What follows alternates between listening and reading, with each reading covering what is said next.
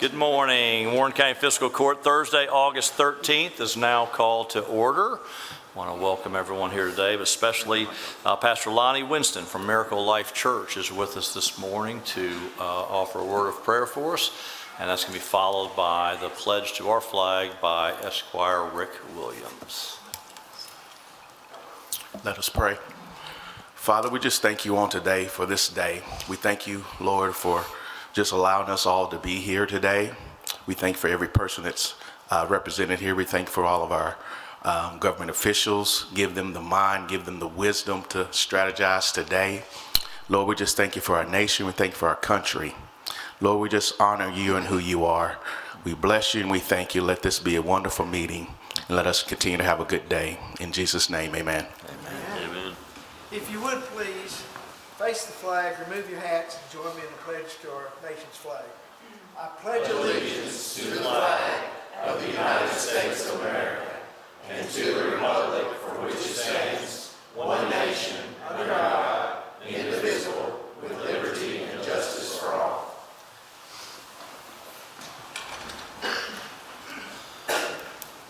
Thank you, Pastor Winston. Appreciate you coming today. Honored to have you here with us today.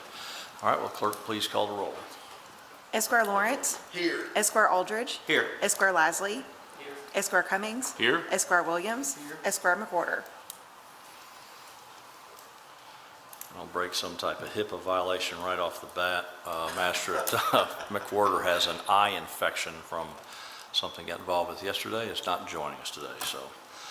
All right, item 4, approved minutes of the fiscal court meeting on July 30th, 2026. Motion by Squire Lawrence, second by Squire Lasley. Any corrections? If not, please call the roll. Esquire Lawrence. Yes, ma'am. Esquire Aldridge. Yes, ma'am. Esquire Lasley. Yes. Esquire Cummings. Yes, ma'am. Esquire Williams. Yes. Item 6, approve the work schedule for the Warren County Road Department. Motion by Squire Aldridge, second by Squire Cummings. Discussion or questions? Please call the roll. Esquire Lawrence. Yes, ma'am. Esquire Aldridge. Yes, ma'am. Esquire Lasley. Yes. Esquire Cummings. Yes, ma'am. Esquire Williams. Yes. We're going to reverse 2 items here. We're going to go to item 8 first. Approve second and final reading ordinance 2619, rezoning property located at 5488, 5538, and 5558 Scottsville Road from agriculture and general business to highway business containing approximately 2.2 acres and presently owned by Josh Baker, Jeff and Valerie Powell, and Tristan and Cameron Summer Adams. So we just had a hearing regarding this matter. We had Mr. Adams speak as an opponent. We had Mr. Baker speak as a proponent. So if you vote yes, you are taking final action on this matter and the matter will be rezoned as recommended by the Planning Commission. If you vote no, then it is your recommendation that it not be rezoned. So that's the consideration you have before you. Any questions I can answer? All right, we have that on the table. Motion. Motion by Squire Lawrence. Is there a second? Second by Squire Aldridge. Any discussion or questions? Please call the roll. Esquire Lawrence. Yes, ma'am. Esquire Aldridge. Yes, ma'am. Esquire Lasley. Yes. Esquire Cummings. Yes, ma'am. Esquire Williams. Yes. All right, next item is item 7, approve second and final reading ordinance 2618, rezoning property located at Dillard Road, 380 feet east of Station Drive and abutting Mount Forbes Drive to the north from agriculture to RS1B, single family residential, containing approximately 34.865 acres and presently owned by Thomas R. Hunt Investment Properties, LLC. Okay, with regard to this issue before you, we have had a notice of opposition filed by some concerned citizens, and we have that in front of us. The problem is, it's really a timing issue, and so what you have to consider is there is a 90-day time limit from the time final action is taken by the Planning Commission until, by operation of law, the rezoning takes effect, okay? So our timing now, because the notice of opposition was filed late, we are not going to be able to offer them a full hearing, whether it be a de novo hearing or a hearing on the record or anything. We're not going to be able to do that. So what I would like to do, because Judge Gorman said, find a way, he likes to do that to me. He said, find a way to let them be heard. So I have had the opportunity to speak with Chris Davenport, who I was thinking is right over here, who is the proponent's attorney, and he has agreed to allow the opponents to come before you today during the public comment section of this ordinance and allow them 5 minutes to speak. And then, of course, he would like 5 minutes to speak as well. And then at the end, you will vote on the ordinance before you. So you're in effect kind of giving them a hearing and on the record, but just maybe a little bit of a shorter one. Yes. That's your request, I think? That is, and just for clarification purposes, the ordinance and the laws are pretty clear about these things. I know there was some issues with timing. I do believe that Ms. Chandler went through in the middle of July exactly what needed to happen, and for a variety of reasons, which is unfortunate, some things weren't done in the timely fashion. That is no one's fault. I'm just stating the facts there. The other issue is a hearing. We don't have time. You have to, just like this one, you have to advertise 7 days before a second reading on anything. And 7 days, we would have had to advertise yesterday, and we have not had the opportunity, as our ordinance says, to do a hearing at the next regularly scheduled fiscal court meeting. So that clock is run out, and that's a disappointing thing for all parties, I think, but that's where we are. So I just want to factually state what's going on, but we are happy to have input from both sides to hear that for future use there. So did we have someone from the, well, okay, I'll just be quiet now. Ms. Chandler, she's standing up to tell me be quiet, so I will. We generally allow the opposition to go first. Mr. Davenport, are you okay with that? That's fine. Okay. And what we'd like to do is offer the opposition, anyone may speak, but we do limit it to 5 minutes per side, so we'll do a timing. So I don't know how many want to speak. Could a show of hands for the opponents show me how many want to speak? Nope. Just one, okay. So you have You 5 drew the minutes. short straw. I like it. You're like, not this part, I like this.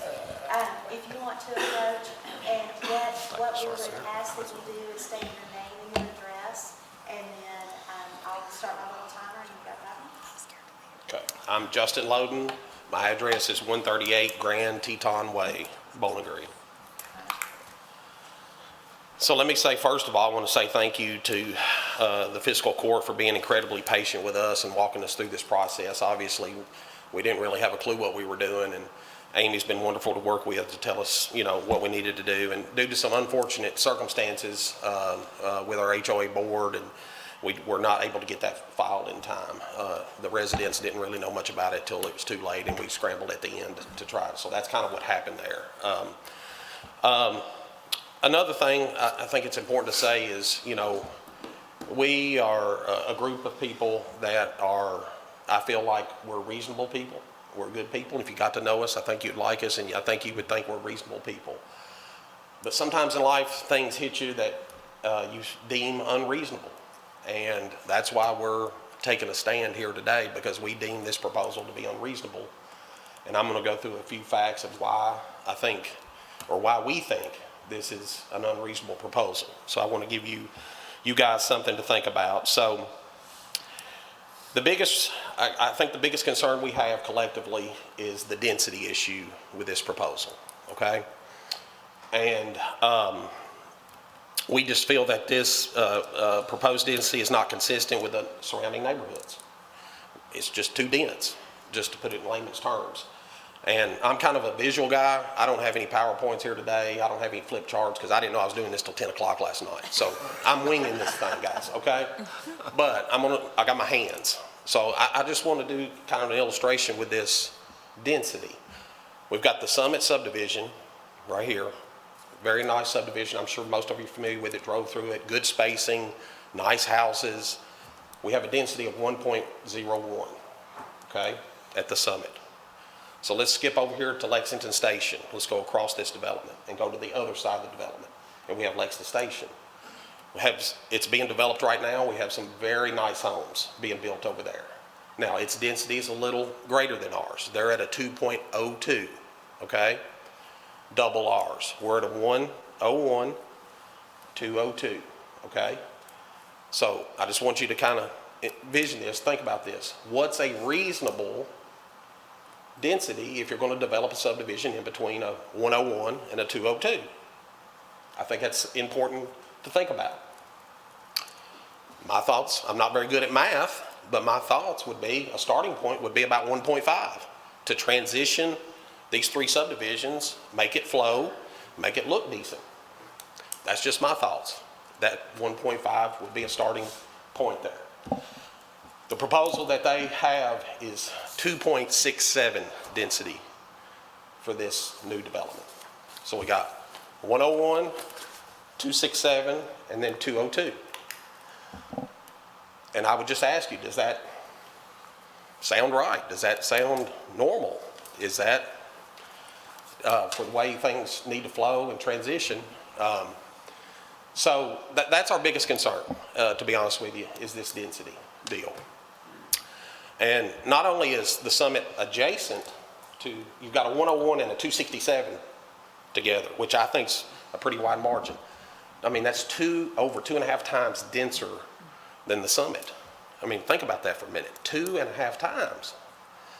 Not only is it going to be adjacent to the summit, it's going to connect to the summit.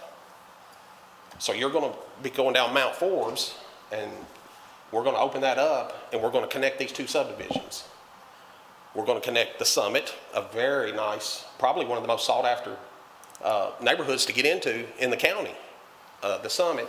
And then we're going to connect it to a subdivision of 93 houses, and the houses are probably going to be about 40% smaller than the houses on the summit that are adjacent to the summit. So it's like going to be driving into a whole new world to us. And we just don't think that flows. We just don't think that makes a lot of sense from 101 to 267. And so that's kind of our thoughts on the density of this. I think it's proposed 93 lots. It just doesn't fit, guys. I'll just be honest, it just does not fit. And we used an illustration as a donut, and then in the middle you're just cramming in the jelly. And you got jelly going everywhere because there's too much jelly. It's just too much for that in that area. It's what our thoughts are. And, the density kind of has a ripple effect, and then you start to get into some safety and traffic concerns. And, when you start to add 93 households, you're probably going to add about 230 automobiles. Now, I don't know if many of y'all drive down Dillard Road and use it very much, but I'm going to tell you, Dillard Road is a narrow 2-lane road. And we're going to have problems when that school gets there anyway. With these school buses, we've got a blind curve. They're proposing an entrance that's coming out right at this blind curve. I don't see how it's going to be done personally.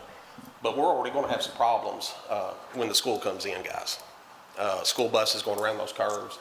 And so I know as magistrates, you all want safety for all Warren Countyans, whether this is in your district or not. And this is going to be bad if they develop 93 more lots with the school, Lexington Station, and the summit. There's going to be some safety issues. Somebody's going to get hurt on Dillard Road. It's just a matter of time. We Thank you, appreciate Mr. Lowe. coming, Yes, and, perfect. And just really quick, anything to sum it up? No, we just would ask, to put yourself in our shoes. And if this was happening in your backyard, how would you feel about it? Great. So that's it. Thank you very much for coming. Mr. Davenport?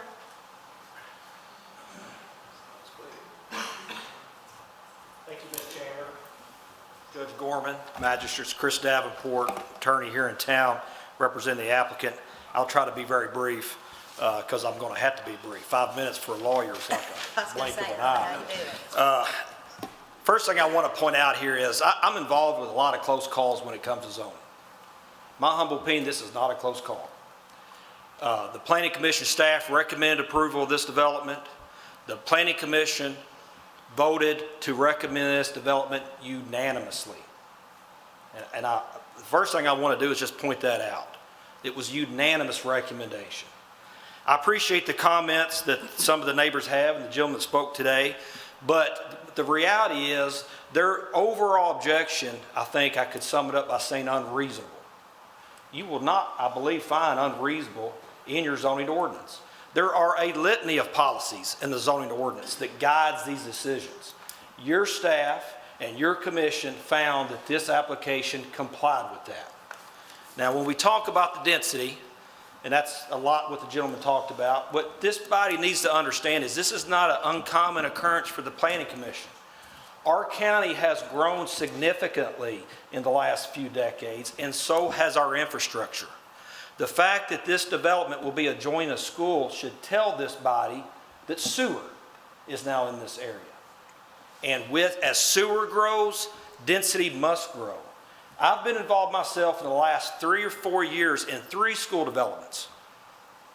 Every one of those school developments had adjoining to it either an RS1D, RS1C, or RS1B development. This request is RS1B, but many of these lots have to be built to RS1A. That's the largest lot you have in your zoning ordinance. So by way of comparison, I can say accurately, this is the least dense development that has been proposed around a school in Warren County in the last 5 years. That's a huge point I want to make sure this body is aware of. I also heard some concerns about traffic, not uncommon. I want this body to know that this application was reviewed by Warren County Public Works. It was reviewed by the Kentucky Transportation Cabinet. All the infrastructure necessary for this was suggested and agreed to by my client. The other thing that this application has that's a little unique is when the school goes in, there's actually another layer of review of the traffic, and that's with the Kentucky Board of Education. Y'all may have known that from other school developments. So the traffic in this area will be looked at even outside the scope of Warren County. The Board of Education will be reviewing that. So, you know, this is a single-family development with brick homes and attached garages. We can argue whether it's unreasonable, I guess. But the fact of the matter is that's not the correct debate. The debate is a single-family use compliant, or does it go along with other single-family use? Well, of course it does. And so this is not just any single-family development. It's a development with RS1A and RS1B lots, the larger lots that you have in your ordinance. It has very high design requirements for the homes, brick homes and all those things. So again, I'm going to finish where I started. The staff recommended approval. It came on before the Planning Commission. It received a unanimous vote for approval. It is less dense than what we see in all the other subdivisions we're approving around schools. It just happens to be, I agree, the Summit's a great subdivision that was built before the growth of the sewer. But as I told the Planning Commission, there's always this fear that somehow lesser homes does something to bigger homes. I told the Planning Commission, you go to a car lot, they can sell Malibus on the same lot they sell Corvettes. They're 2 different products, equally good, or at least equally serving a segment of our community. And pursuant to the ordinance, this request checked all the boxes. So that's what I want to present to you all. I'm happy to answer questions if you have any, Ms. Chandler, Judge, but that's what I wanted to. I have one question. What's the projected value of these homes that are going to be built in? I can tell you at this square footage, you're going to be in the 3s, almost certainly. I mean, these are not what I would call beginner homes. I'm at the Planning Commission every 2 weeks, and we're trying to build products that are around 200, would be far less than this when it comes to square footage, far less restrictive when it comes to materials. So this is not a beginner product by any stretch of the imagination. I will say though, Squire Lawrence, that's not a consideration in the ordinance either. And I always try to remind that to the Planning Commission. If you want it to be, you know, the ordinance could be revised, but we have an ordinance that we're supposed to be sticking to. And you won't find that consideration anywhere in the ordinance. Okay. Any other questions? Thank you all for the opportunity. Thank you, Mr. Loden. Appreciate your information, and Mr. Davenport, appreciate your information too. And just as a reminder, a yes vote will approve the rezoning. A no vote will ask that we keep the zoning as is. Excuse me, Judge Gorman, is it appropriate now that I can bring Ben up and ask him a few questions? Is that appropriate? Sure, I'll be glad to. He will be happy to come up. Ben, thanks for coming up. I have a couple comments first before I'll ask you a couple questions. This is my district. I'm very familiar. I used to live in the Summit. I understand the concerns of everybody here. First of all, I think this is a great piece of land to put in a single-family residential. It's right next to a school. It's perfectly designed for it to be a subdivision. No question about that. I have no issues with that. I, again, have some issues with the density of it, and I understand their concerns from neighbors and so forth. So my questions I'm going to ask you, take down memory lane just a little bit. Lexington Place that was referenced earlier, at some point many years ago, it was brought to the Planning Commission by Steve Cherry with a more denser proposal, and that was rejected. Am I correct on that comment? Correct. Okay, The so because it was denser and so forth, the Planning Commission at that time felt like they told them it was denied and was turned down. Correct. Then the property was then sold to Kelly Arnold and Mr. Huggins, and they come back and proposed a development a little less dense than what Cherries were going to do. And they said, and that was turned down. It didn't go to a full hearing. It was in a pre-construction conference that was told that it was still too dense, that it would be denied for the Planning and Zoning Commission by Planning and Zoning staff. Is that an accurate statement? Best of my recollection, yes, it Okay. was. So, and then finally it was brought back to its present form with half-acre lots or so forth to bring out, and this finally was passed and approved and is currently being developed out and built out. Correct. Right, okay. My issue, my concern is that history shows that it was turned down for density issues for the property across the street, and now it's, brought up with these higher density issues and the connectivity things that we always include in all of our developments. For those people who are not aware, it's intentional by planning and zoning to connect neighborhoods, to allow multiple ingress and egress areas, right? Correct. So I guess my question is, why the turn? Why it went from the density levels that were not approved to now this is a recommendation to come to do it as dense as it is? That's why I'm trying to understand what the thinking or what the factoring was to now change course. My answer to that is fairly simple. You may not like it, but it's very simple. I cannot answer for the 8 or 6 planning commissioners or the 12 planning commissioners, depending on how the vote goes. This one, I believe, was 6, any more than I can answer anybody else how you would vote on something. Right. So we submit the application to those decision makers. They make a recommendation to you, and now you've been asked to decide the final action on this item. We'll just state that the density question, those very points were brought up during the hearing. Planning Commission heard those and still made a unanimous recommendation to this body. And you, just to make sure for the record, it was a 6-0 vote. Two of the commissioners did not vote on it because of, I guess, recused themselves based on, I'm just curious because. No, one was absent Okay. that evening, and another was one of the applicants, and they recused themselves. I just Yes. want to make sure, so one of the applicants was indeed a Planning and Zoning Commission Yes, member? Okay, so they recused themselves? Yep, as they did not should, participate at all. As they Yes. should, okay. So I just want to make sure that, obviously this is a needed, I'm in real estate. Trust me, there's nobody in this room more understanding about needs for our county. And we definitely need more homes, we definitely need more development, as we continue to grow. And I'm an advocate for all levels of, homes. Because, if you say right now the most needed growth is 200 to 250, and we have 0 product on the market right now in that price range, none. Yeah. So this is a good step toward it, and I'm sure that's why again, I'm not going to speculate why these guys speculate to do what they want to do. It's all about business, and can you sell a product, can you sell a lot, and can you sell a home for a reasonable amount that most people would want.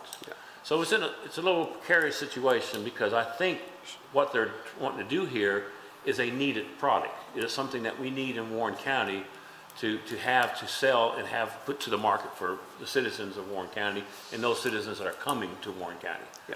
So I agree with that part of it. I just want to make sure I understood everything properly before I make my final vote. So it was all, they checked off all the boxes of everything that was required from them, buffer zones, all the different things. Correct. That was required. Well, they went beyond all of those minimum requirements, yes. And then the connectivity into the summit, that's the only, it's really only two places. You go into the summit, and it's going to come out on the Dillard Road. Correct. There's only two interesting, those two places. Other than the pedestrian connection to the school. Okay, that's all my questions. Thank you. Yes. Ben, I got a question for you. When did the sewer go in out there? Because that's nowadays, that's one of our guiding lights on to how many houses you can put per acre. I mean, because before it was one house per acre, correct? And then the sewer, when Correct. it's done, you can start to multiply that. Correct. Sewer went out there, I think, with the summit, if I'm remembering correctly. Somebody can correct me if I'm wrong. So it's been out there for going on probably 10 years out in that area. And then as more comes, then obviously the density typically increases with that. The other big change is the school coming to the area. And as was pointed out, density usually increases around schools as well. So, but yes, about 10 years ago, give or take, maybe longer than that. So in the future land use map, it was projected that we'd be having some. Yeah, future land use map was low density residential, which allows up to the RS, so it's residential on sewer, and then we have 4 categories that fit within that. That's A, B, C, and D, and goes up with density. Home ownership, that's American Dream. That's a trade. Yes, sir. Any other questions for Ben? Thank you, Ben. All right. Okay. All right, I'm approved second and final reading ordinance 2618, rezoning property located Dillard Road, 380 feet east of Station Drive and abutting Mount Forbes Drive to the north from agriculture to RS1B, containing approximately 34.865 acres and presently owned by Thomas R. Hunt Investment Properties LLC. Want to read that so we're on the same page. So a motion by Squire Lawrence, a second by Squire Lasley. Is there any discussion or additional questions on that? If not, please call the roll. Esquire Lawrence. Yes, ma'am. Esquire Aldridge. Yes, ma'am. Esquire Lasley. Yes. Esquire Cummings. No, ma'am. Esquire Williams. Yes. I want to mention something that is on our agenda with the road department, but has been because of the school. I'd like to say it's because of the developments, but it is not. It's because of the school, and we work closely with them. You should know that Dillard Road to a little bit past the Publix is going to be widened for that. Dillard Road back to 3 Springs Road is on our schedule for next year to be widened to 22 feet with a 1 foot shoulder, and ditching will be going with that. That road, we are well aware of the demands on that road, and so our road department's worked with engineering to do that. That is part of our plan as well for next year to complete that work. And so that is something that will happen. And again, our road department, we work very closely with the school system. We obviously have growth. I don't have to tell anyone that.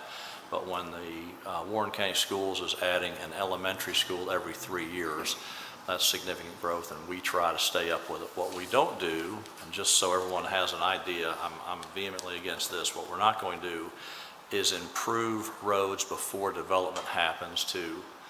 I'm all about development, but I don't think it's our role to improve infrastructure so that some developer can make more money. No offense to making money, anyone. But our job is to create safe roads, and that's what we're going to do. Other people have to get in place first, and that's what we do, just like we did on Nashville Road, which was a 2-lane road before they built South Warren High School, and then we work with that to extend it. That road obviously will be extended all the way to the Simpson County line as well, for 5 lanes as well. And so those are the kind of the juggling act that we have to do as well. So we do appreciate there's other options that this group has that I'm sure they will pursue. But again, I just want to say I hate, it's an unfortunate thing of these things. As Mr. Loden said, you get into these and not sure of what if you've never had to deal with it before, we have laws and there's deadlines and things like this, and every one of these people have jobs and things they're doing too, and then juggling, trying to get all that together, I can imagine the frustration. So I want to apologize for that, but we are bound by following the ordinance that we've passed, and so what we can't do is change that. But I'm sure there'll be other opportunities for this group to pursue other avenues. So thank you so much. And I skipped something, Crystal, so I'm sure. Number 6. Number 6, approve the work schedule for the Warren County Road Department. Motion by Squire Aldridge, second by Squire Cummings. Discussion or questions? Please call the roll. Esquire Lawrence. Yes, ma'am. Esquire Aldridge. Yes, ma'am. Esquire Lasley. Yes. Esquire Cummings. Yes, ma'am. Esquire Williams. All right, we're going to take a break in our agenda there. I want to do that, so we appreciate the input there. So we have a couple things to go over.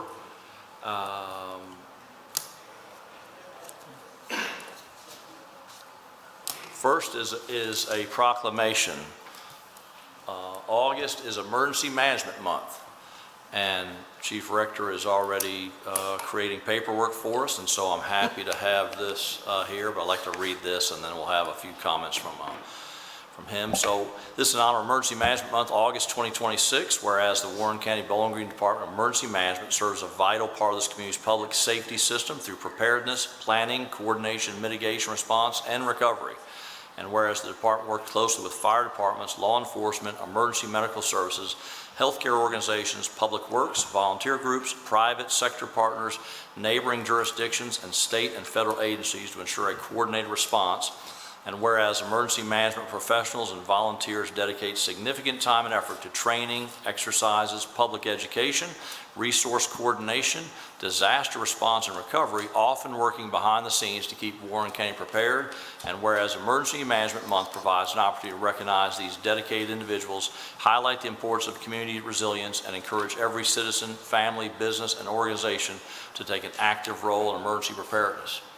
And now, therefore, we, the Fiscal Court of Warren County, encourage all citizens to learn how to prepare for emergencies and support the men and women who work every day to make our community safer and more resilient. We hereby proclaim August 2026 as Emergency Management Month. Chief? Thank you.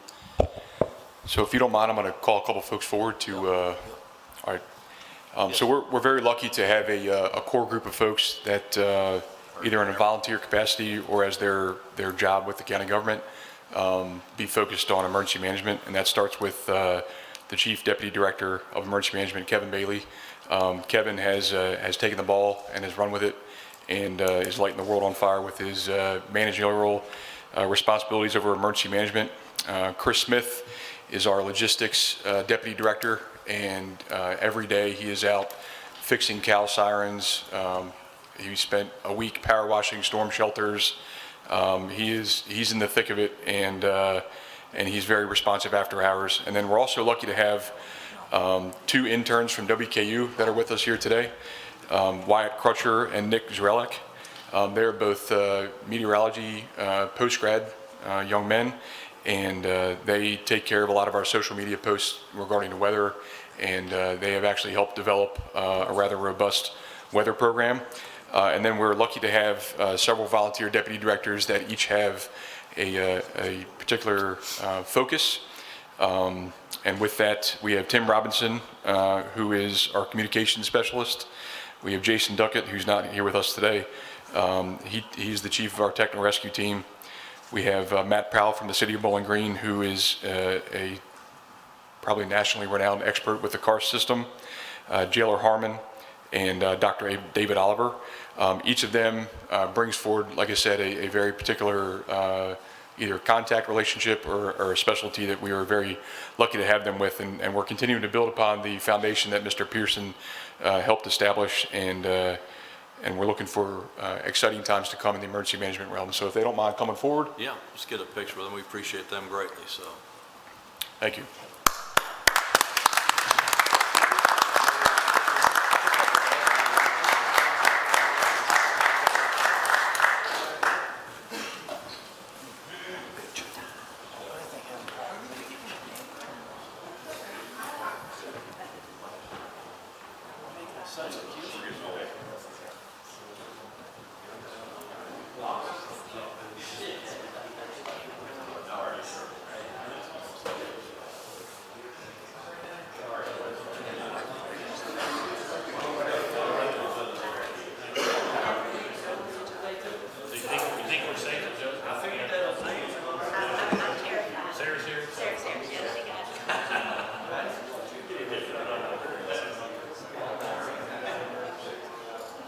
Okay. That looks so great.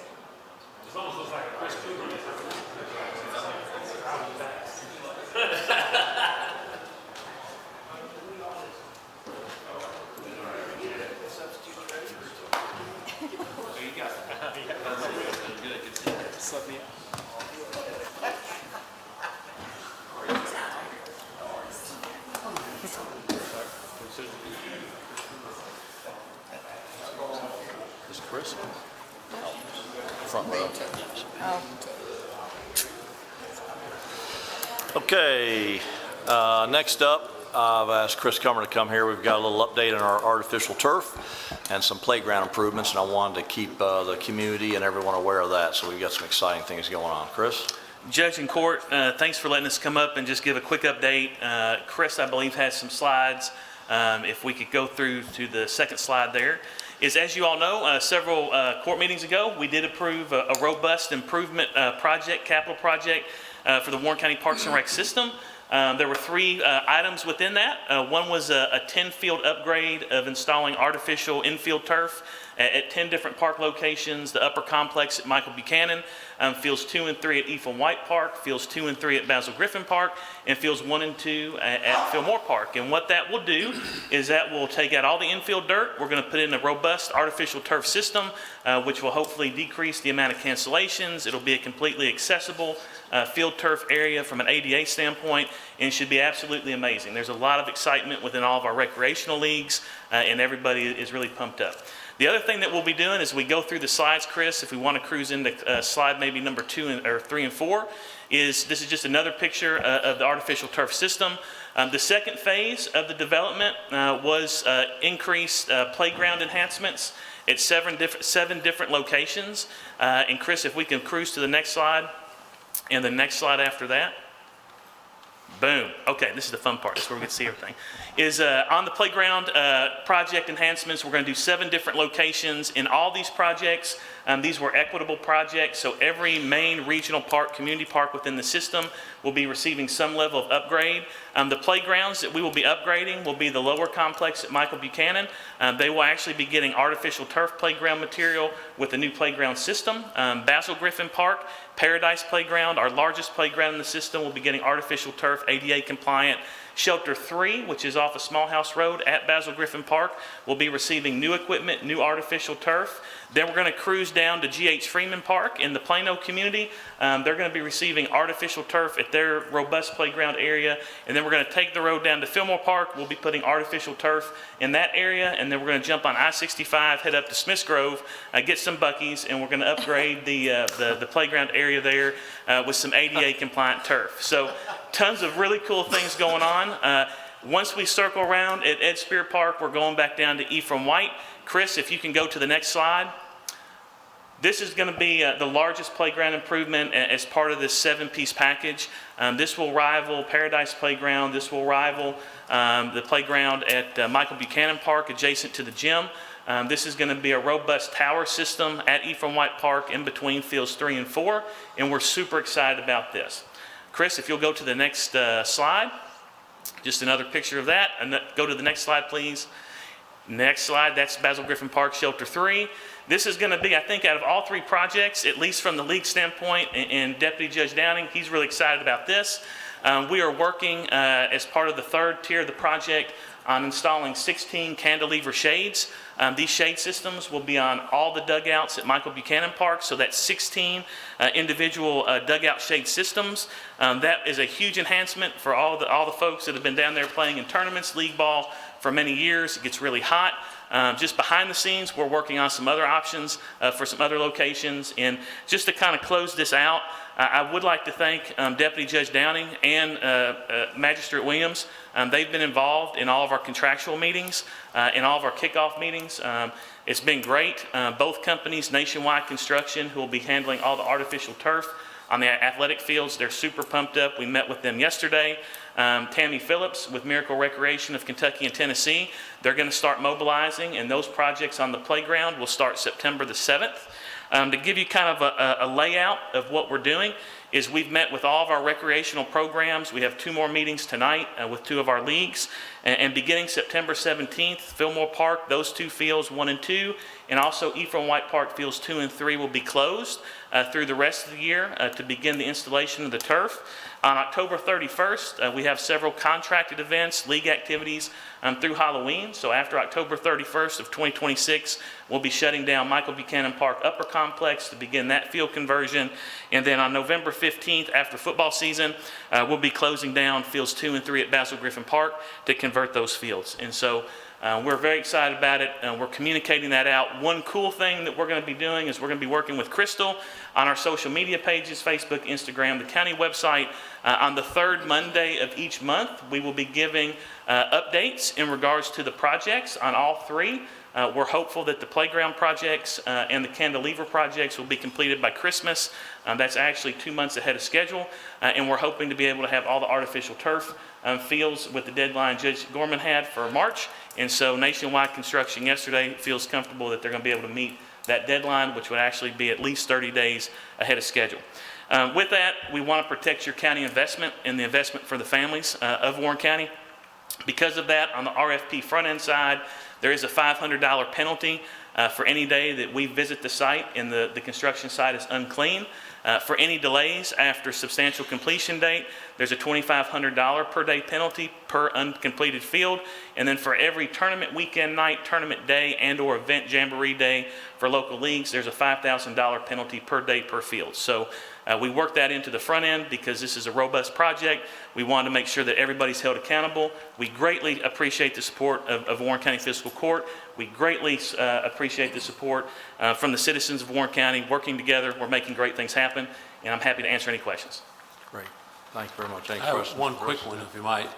With all this new improvement we're doing, are we ever considering the rates we charge for tournaments and different things? Because now, I mean, it's just something I thought, well, you can, all these, because I went to Owensboro last weekend and watched a tournament, and their fields are great too. I was excited about what we're going to have here. But is that going to affect our potential structure rate of what we're... Tournament rates will be going up for outside tournament groups. This improvement will put us, we'll be in position to truly compete with other municipalities around the state. We will have a premium product, and those rate adjustments will be coming to you all with next year's rate change report. And so those rates for commercial tournaments, for-profit tournaments, will most likely increase, but we will still be well within the game, and we're looking forward to those opportunities to continue that partnership with our for-profit friends. That's a great question, Squire Cummings. So just so people are aware of that, our local leagues and our Warren County citizens have that, but we do have many times, which is we're happy to have them, visitors, but we have out-of-town people who rent our facilities, and this upgrades that, so those out-of-town people will pay more for that because of the usage of that, but we're excited about that. So again, thank you to Squire Williams for doing that hard work. And luckily, evidently, Squire Downing doesn't have a vote, thankfully, because we just want to make sure he was comfortable. Wow, as long as he's happy. I'm more excited about the shades, so my okay, well, as long as he's excited about the shades, we're good. So can very well. Now, if you've been out to the fields like Squire Cummings and I many times with our grandkids, gets a little toasty out there, so it'll be good for the kids. But we're very excited about it. I want to just again congratulate this court for investing in the future of our youth and what they're doing for the Quality of Life Initiative. This is a fantastic program. Everyone will be keeping up with that. 3rd Monday of the month when we do these updates, people will be excited about these changes. So thank you for that, Chris.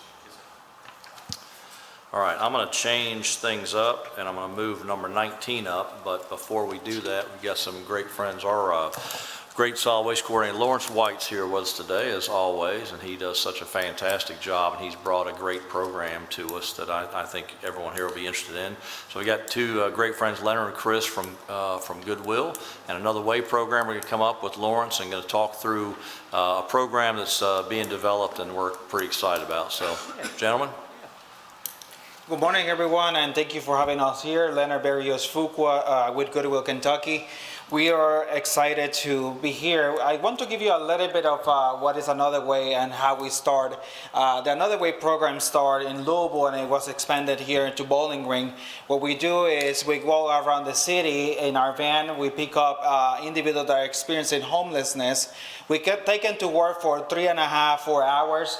We feed them lunch. We give them a $50 stipend Visa card. But at the same time, we take them back to the Goodwill Opportunity Center, where we connect them to resources and opportunity. And our main goal is for them to utilize this as a transferable skills experience, because they will be doing litter abatement, they will be cleaning the parks, they will be supporting the city and the county cleaning around the city. So it's a win-win situation, but at the same time, those transferable skills can help them to build their resume so they can be put back to the workforce. Our main goal is when they go back to our opportunity center is to connect them to trainings to workforce development with credentialing so we can build them up. In 2025, we serve 168 individuals experiencing homelessness. 31 of them experience substance use. Some of them experience mental health issue.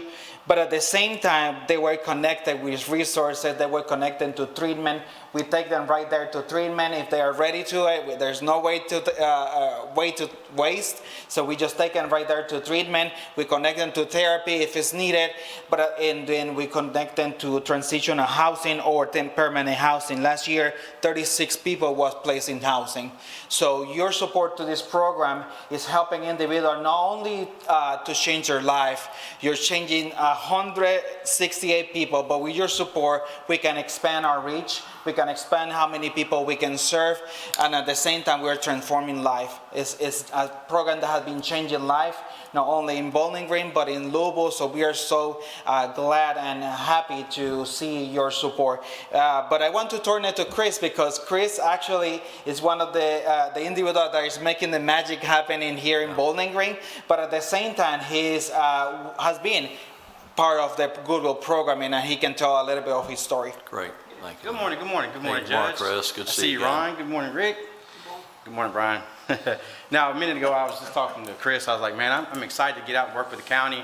And then he started talking about all this AstroTurf. I said, oh no, what I done signed up for. So, now, I'm very grateful, very honored to be in front of you guys today. I'm super excited to start working with the county. I started partnering with Lawrence a couple years back, and it's been a magic. You know, it's been awesome. We just kind of been working in the Delafield area.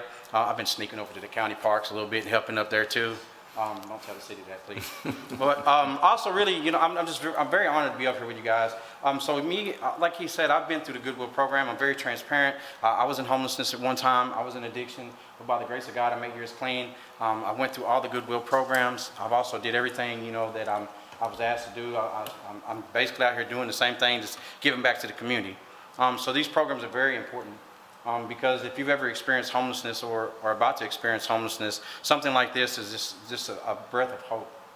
It gives you an opportunity to see things that you've never seen before. So what I get an opportunity to do is go into these encampments, pick these people up, there's these encampments, give them hope. I'll take them out for work for 3 or 4 hours a day. I get to feed them a great lunch. You know what I mean? To us, McDonald's or Arby's might be just normal, right? But to them, it's not. You know, but I actually use a lot of our local places. Like I run to Lawrence everywhere. So like we'll go to the different local places. Hold on a second there, Chris. What does that even mean? You run every day for lunch somewhere? Yeah, we'll go to the lunch pail. All right, good. That's what I figured. Yeah, so he's working, trust me. Okay. But no, like it's funny because like every time I go to lunch, somehow Lawrence's pops up. You know what I mean? So we go to like places like Ski Daddies. We'll go to places like the Lunch Pail, Wing Station. You know, just different local places in Bowling Green, because I think it's really good for them to get a really good meal and also get to support our local community as well. So like I said, I pick them up from the encampments. I take them to the parks and let them clean up litter abatement. I also partner with the county and the city code enforcement. What I get the opportunity to do for them is basically say for an elderly couple that has a hard time doing stuff in their yard, instead of them getting cited, we get an opportunity to go over and help them clean it up. We also get to go pick up all the parks. Like I said, Chris, he allowed us to use all the county places for us during the wintertime. So we'll go in there and we'll help clean up. Like we'll clean down the bleachers. We'll mop the floors. We'll do whatever we can, and I'm very grateful for Chris allowing us to do that during the winter months. So we do all year round. So we don't just stop, during springtime. It's not seasonal. It's all year. But for me, being able to do this is such a humbling experience because I get the opportunity to give back to the community, and especially with Goodwill, because that's what it did for me. If it wasn't for programs like this or programs in our community, and I don't know about y'all, but I love Bowling Green, Kentucky. Because, like I was telling him when he come over here today, I was like, man, we have a city feel, but we have a country, home, southern love, you know what I mean? That just grows us all together. And that's what I love about the city and the county. And that's why I like working with both of you guys, because y'all come together. Y'all make things happen. And, we're grateful for that. So, also, like we get to, so I partner with the code enforcement. Also, I get to partner with anybody that needs help, like, all the local nonprofits around town. I get an opportunity to work with them. I'm a community partner at the Life Navigation Center as well. I pick people up there. I work closely with the Salvation Army, Hotel Inc., Life Skills. I work closely with all these people. And, so like my journey was very simple. When I was incarcerated, and when I got out of incarceration, I went to Goodwill and I started their programs.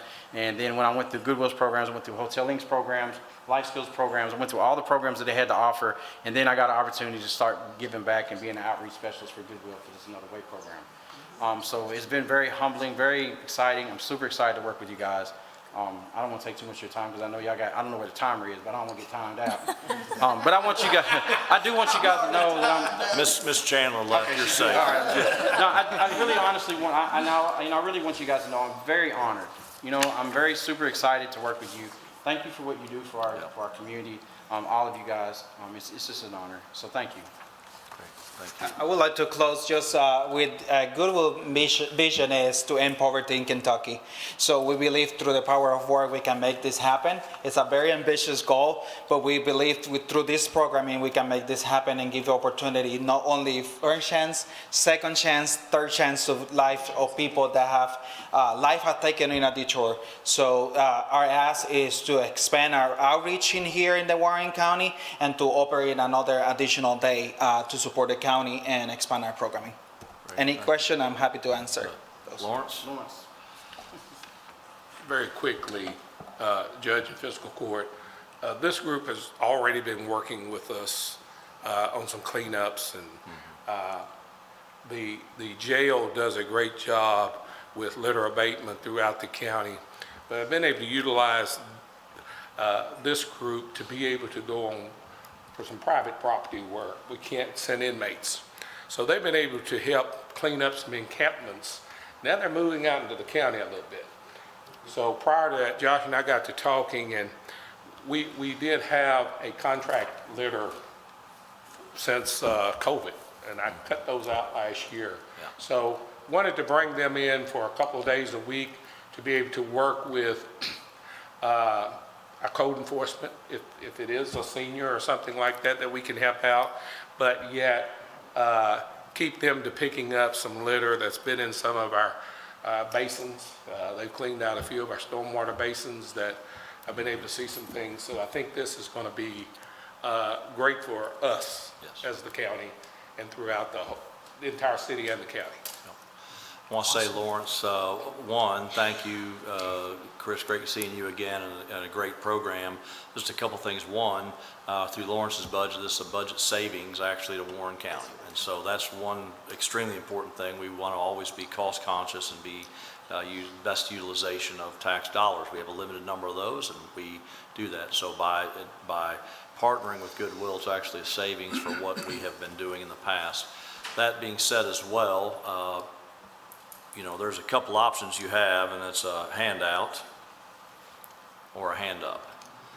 And what I appreciate dealing with Jailer Harmon and the robust operation he has, and then with, of course, Lawrence White and the great job he's doing, is being able to change some, not only keep our community clean, but change lives in the meantime. And so what a win-win situation.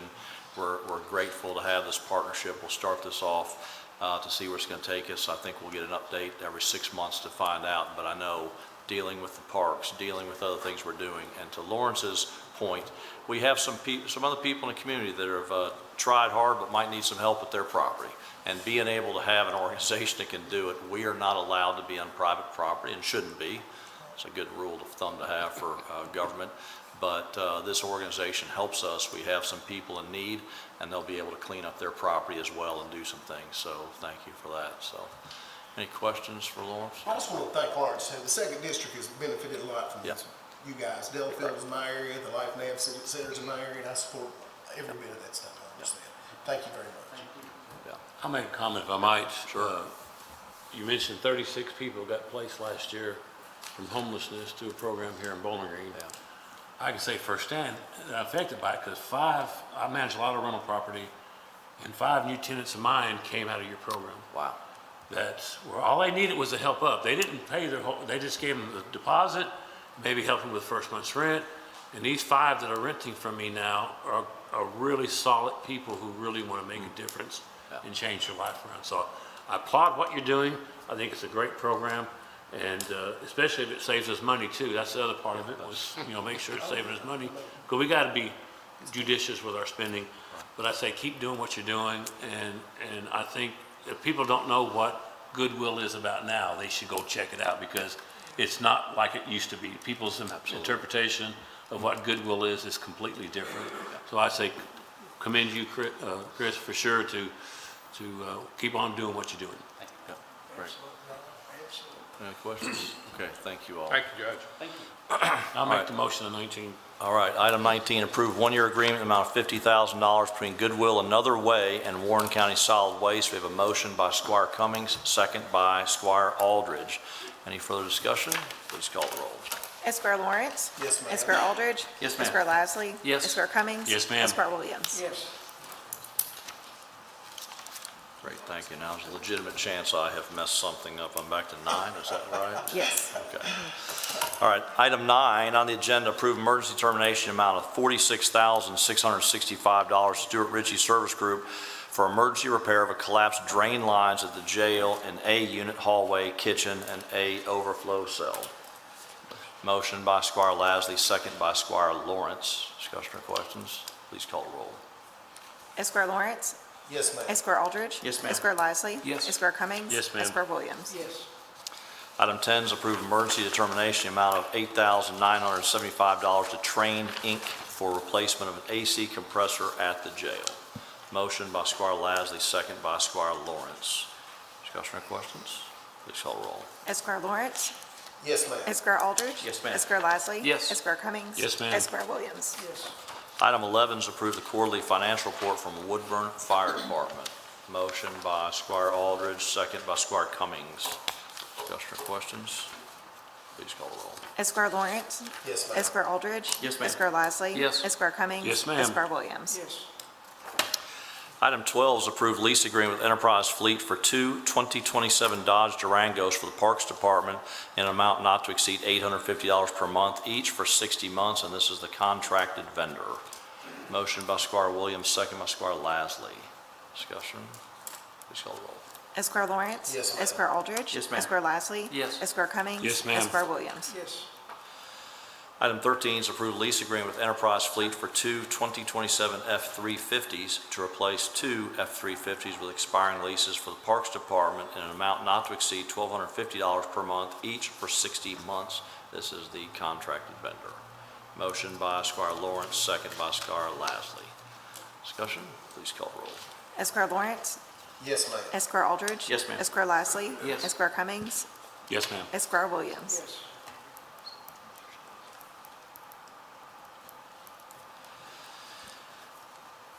Item 14 is approved emergency determination amount of $3,150 to Stuart Ritchie Service Group for emergency plumbing repair in cell A1 at the jail. Motion by Squire Aldridge, second by Squire Cummings. Discussion or questions? Please call the roll. Esquire Lawrence. Yes, ma'am. Esquire Aldridge. Yes, ma'am. Esquire Lasley. Yes. Esquire Cummings. Yes, ma'am. Esquire Williams. Yes. Item 15 is approved determination amount of $16,000 even for a 3-year subscription renewal with Turf Tank for the robotic field painting machine for the Parks Department. This is the contracted vendor. Motion by Squire Lawrence, second by Squire Lasley. Discussion? Please call the roll.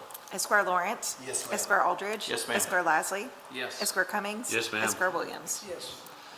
Item 16 is approved memorandum of agreement with Sky CTC for partnership on the Sky Rise program at no cost to Warren County to allow eligible inmates to participate in college coursework while incarcerated and authorize a jailer to sign all related documents. Happy to have Jailer Stephen Harmon with us to discuss this. I'll offer a couple of explanations. This will start in January. We'll be one of about 5 jails in Kentucky that are putting some pilot programs like this together that can allow for a work-eligible state inmate soon to be released to start that program while incarcerated.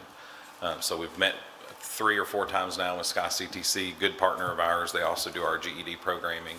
And we're looking forward in January to starting maybe 3 or 4 inmates in this program to see where it goes and all of the challenges that we'll have with using technology while incarcerated, but it'll be closely monitored, and it's the class that they'll be able to complete is freshman year experience, which is kind of like an orientation if you've never taken online college classes, but it's all grant paid for, and so it's just our reentry services staff time facilitating the classes and answering questions and helping them get their assignments uploaded in a safe way. So we're real excited to get this going. We'll start in January, so I'll give you some updates after we get started.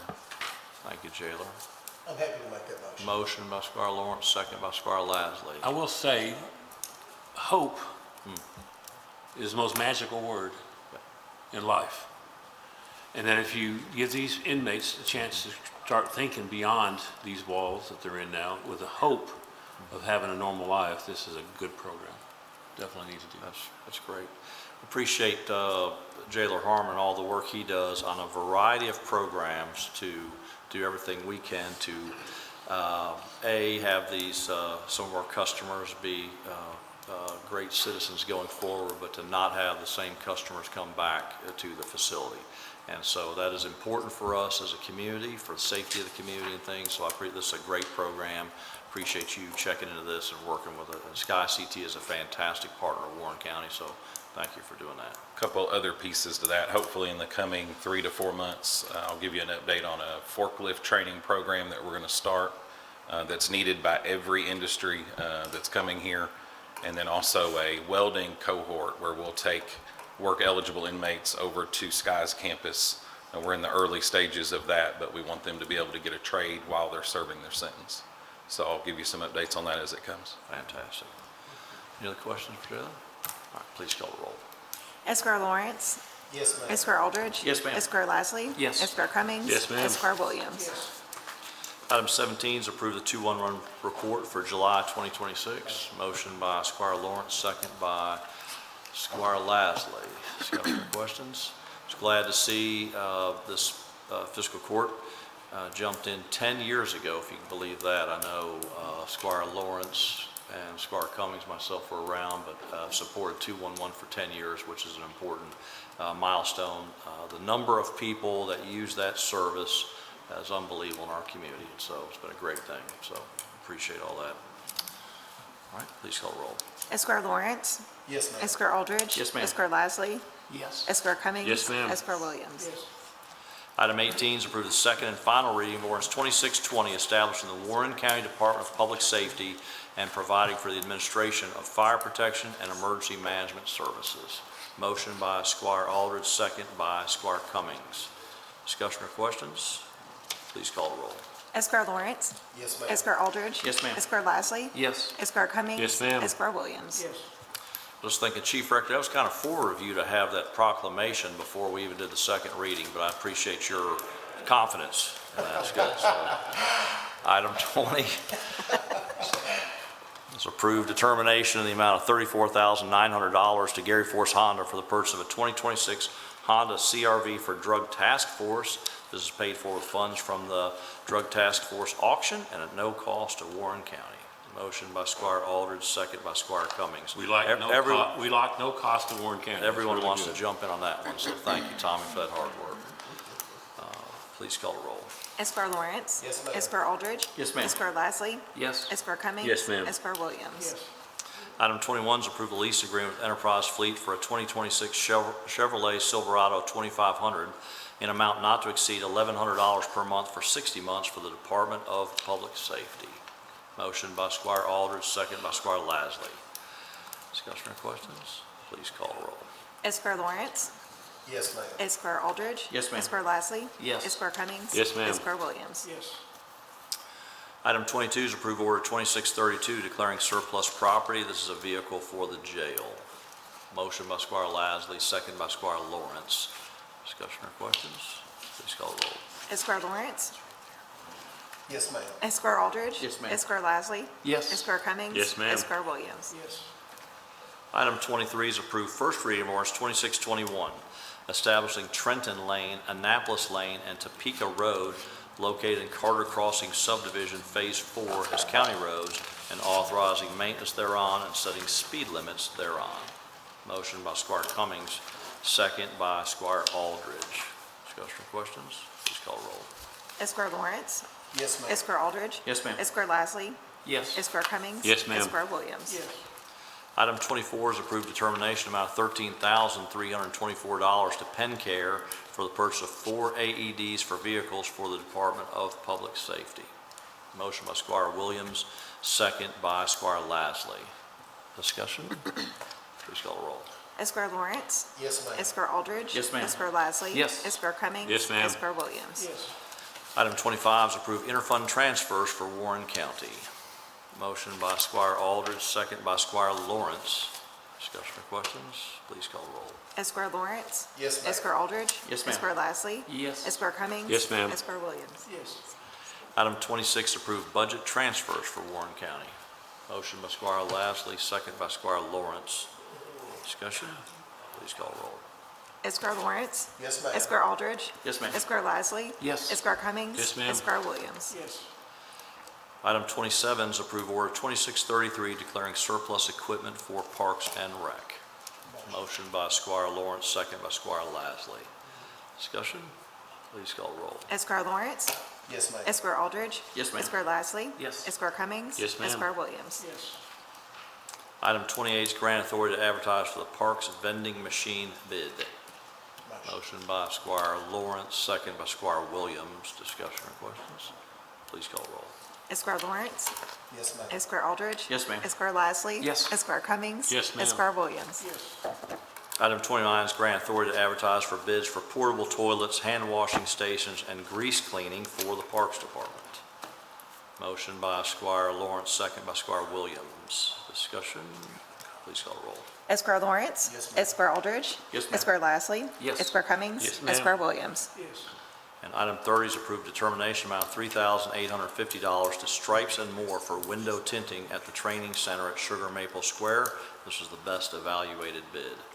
Motion by Squire Aldridge, second by Squire Cummings. Discussion? Please call the roll. Esquire Lawrence. Yes, ma'am. Esquire Aldridge. Yes, ma'am. Esquire Lasley. Yes. Esquire Cummings. Yes, ma'am. Esquire Williams. Yes.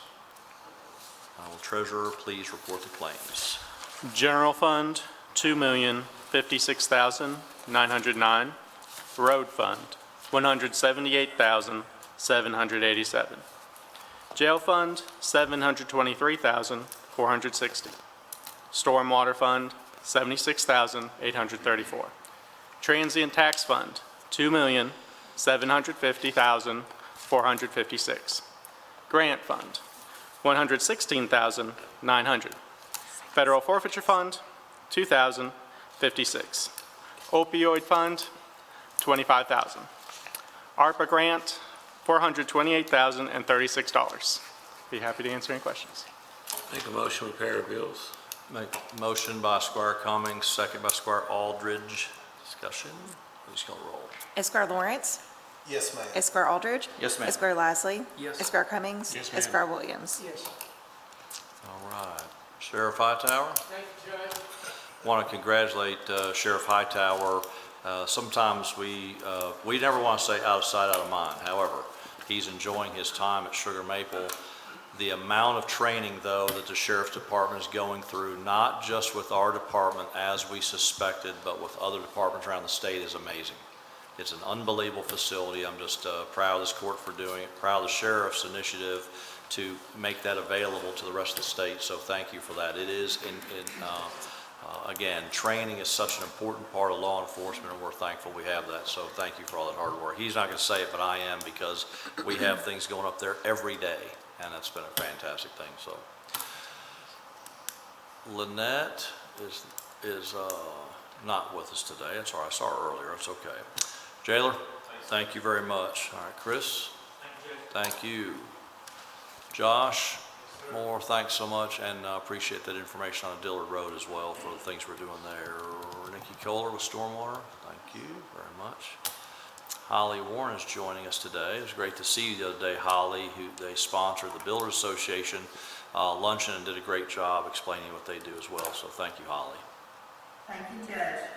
Do you have anything to say other than that?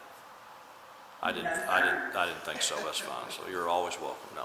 Tommy Loving, our drug task force, thank you for all the hard work. Ben? Thank you, Judge. Just talk with you right after this meeting, Ben. Call the principal's office again. That's fine.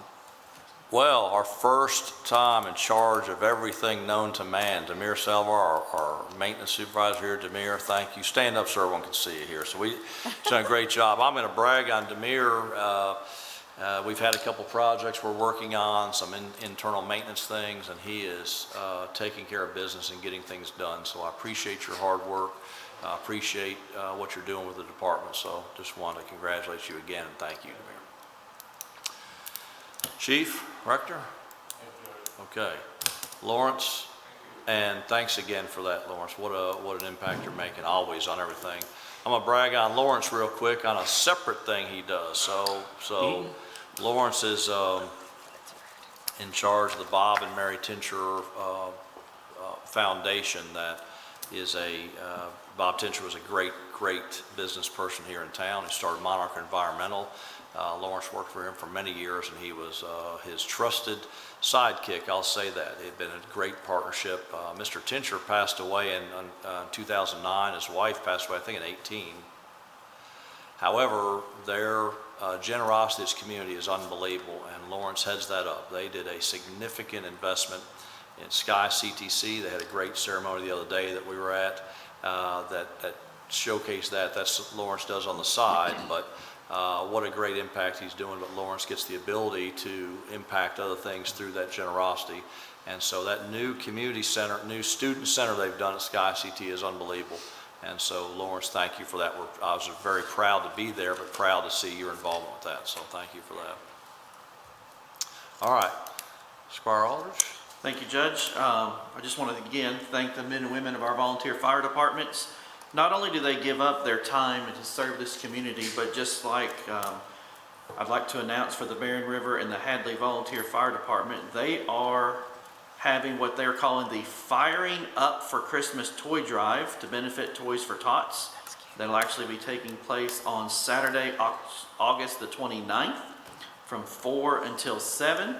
They're at the Walmart on Morgantown Road. So I know it seems like it's a little bit early to be thinking about Christmas.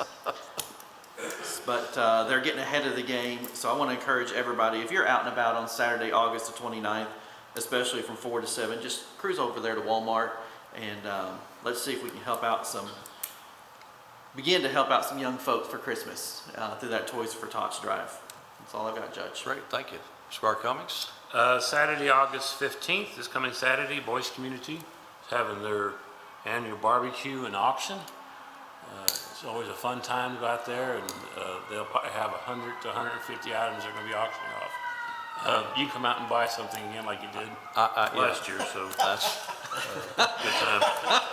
And a little bit premature, but September 19th, Boyce will be having their fish fry And also Plano Fire Department, we having a fish fry. Plano's being smarter, they're starting theirs at 4, Boyce is starting at 5, so good job, Heath. to get Late that lunch, info. early dinner, you can do both. You can go to both, so that's all I have. Great. Oh, other than, continue to watch these kids, school started yesterday. Yes. And always be aware of what's going on. Wish all of them, every kid, a wonderful and successful year this year. Thank you very much. Squire Williams? Ron mentioned the school starting. We need to be patient as they're out there. A lot of people are getting used to the routines of dropping their kids off, and there's going to be lines for cars, and people's tempers get a little frayed at times. So let's be patient. Let's be careful. Remember the new law about stopping for the school buses that's out there. And I noticed this morning that the Western students are coming back. So, I mean, our population is going to kind of balloon a little bit over the next few days. And with that comes all the traffic issues that come with that. So let's be careful out there. And I want to say what a pleasure it's been working with Chris Coomer and the folks on all these things that were great things that are happening in our parks. I think when we get done with these things, people are really going to be happy with the improvements that were made. And him and the Parks Department do a great job. They do.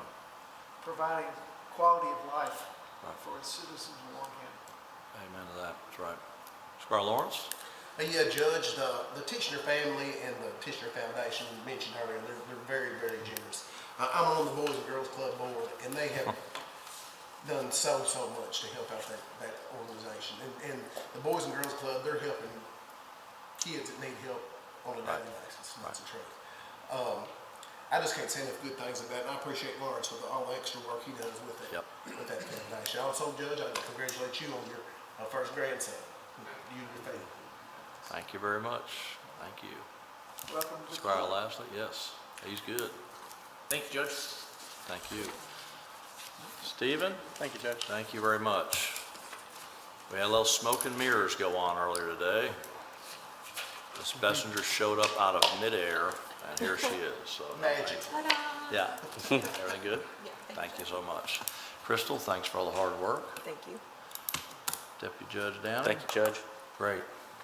Yes, I would like to take that point of personal preference. So all these kids are going back to school. I know one that's not, and that is Declan Hayes Gorman, who's 9 days old. But he is, mom and dad are doing great. It is just the greatest blessing. And so grandbabies, if you haven't had them yet, that day will come. And you'll be just like I am. I don't give a flying jack about my children anymore. So it is all about the grandbabies, and then we're also blessed we have another one on the way in October. So we're excited about that for especially Gracie and Emery, 10 and 9 years old. They can't wait. Well, actually, Emery, let me back up, 10 and 10. She turned 10 years old August 11th, and so she's just started at Rich Pond, and Gracie's at Natra this year. So we're excited about that too. So they're both doing fantastic. Our next scheduled meeting is Thursday, August 27th at 9 a.m. If there is nothing else to come before us today, we have a motion to adjourn. Thank you all.